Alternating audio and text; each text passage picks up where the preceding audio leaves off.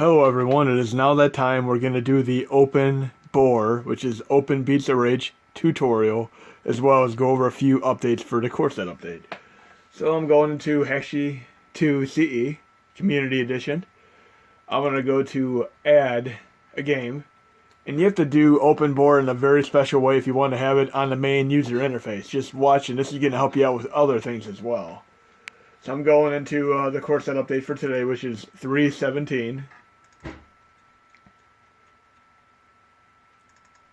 Into the extras folder, and there's going to be an OPENBOR template.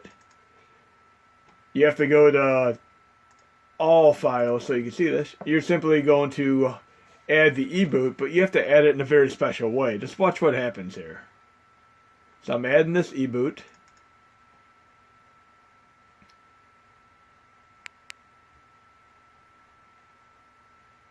Notice the ID for the CLV is PKTFW. Every time I add that, it's going to be the same. So you have to add this in a specific way so that you could add it more than once if you want to have more than one OPENBOR game.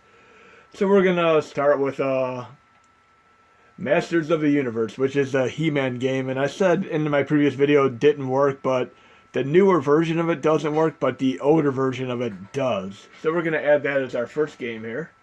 And I'm going to show you exactly how I add it so you can bypass this little CLV issue here with naming. And this helps you out if you want to have more than one of the same game for NES, SNES, or anything like that. So what I'm going to do is go to Add More Games. And what I'm going to do is actually 7-zip this temporarily. And then I'm going to just create a text file. And I'm just going to name it He-Man. Then I'm going to go inside this new e-boot here. And I'm going to drag this text file in there. And then I'm going to add this e-boot 7-zip that has the text file in it. And watch what happens with the CLV. It is now PKTFW, but by doing this, it's going to change it to something different. I'm going to import it as an archive. Now it's a different CLV folder. So you can do this and keep adding the same template over and over again just like that. But now I'm going to go over into my Hashi 2 CE games folder. Games SNES. And then I'm going to do something real quick here, and you'll see why I'm doing this in a moment. And I'm also going to show you the dummy folder of doing this as well as a backup.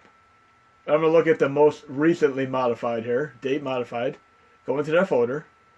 I'm going to go into this e-boot here that I just did. And I'm going to delete that text file. And then I'm going to go back here to this new e-boot that I added. And I'm going to decompress the selected game.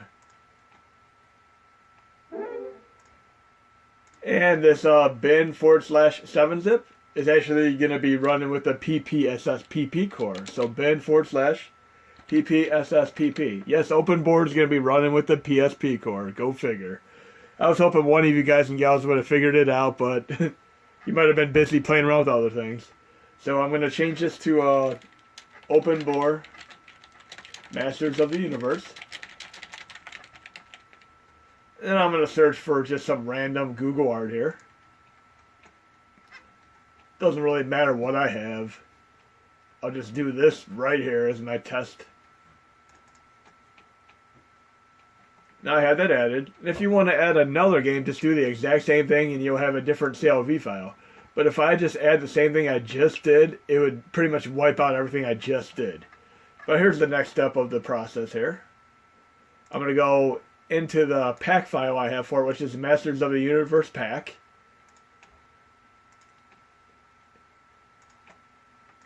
Let's go into my core set, and I'll make this real easy to follow here. I'll go into the 3.17 update. Extras, OPENBOR. I no longer need the e-boot zip or the He-Man file.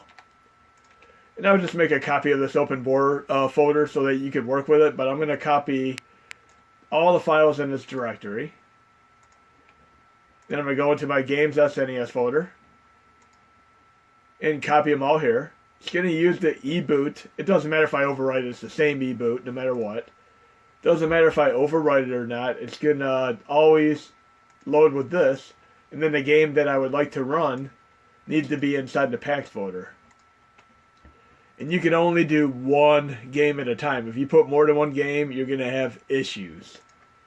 It's not the same way on the real PSP or on PC, etc., or even a Dreamcast, but for this, in my testing perimeters, you can only do one game at a time. I'll show you the dummy folder method of doing this as well, though. So we have that all said and done. Then we're going to copy this folder over to my USB host. But don't copy it yet. You always want to close Hashi2. And I'm going to get rid of this other eBoot because I do not need it. But anytime you make any changes to the desktop files, you're going to want to exit Hashi2 and reopen it. In this case, I don't have to reopen it because I have the file saved. But the desktop file inside this folder, right here, it saves only when you shut down Hashi2. It saves on shutdown.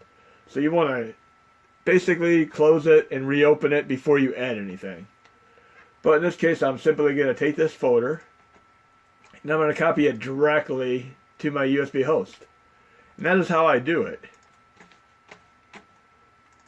Exactly my setup here, Hashi, games. And I have no more than 60 folders at a time. And I'm simply copying that right there. Now say for instance I want to add another game the same exact way. I would just open up Hashi2CE yet again. Now I'm going to do the dummy folder method for this. I've already set these up, so I'm going to put a few in the dummy folder to make it real nice and easy. We'll go to my little OPENBOR section in my Hashi2 once it's open.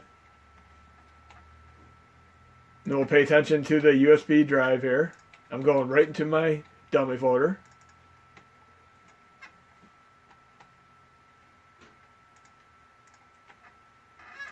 Okay, they should all be in order. That's the other thing. Everything's going to be nice and alphabetized once you close and reopen Hashi. So I'm going to the OPENBOR section right here. Say, for instance, I want to add Golden Axe to my dummy folder. I'm simply going to right-click on it, Show in Windows Explorer. Then I'm going to click that folder name. That way it'll be highlighted when I go to the Games SNES. Just like that. Then all I have to do is simply copy it right into my dummy folder. Just like that. And once I have it copied into my dummy folder, I'm going to rename it so that I know what it is. So again, I'm copying over Golden Axe. I'm just going to call it Golden Axe OPENBOR. Just like that. Now I know exactly where it is in my dummy folder. So again, you can do the dummy folder method, you can do the main user interface GUI, and I had to do this all. Notice how all the CLV folders changed because I did a little text file in each of these as I added them. So they're all perfect here.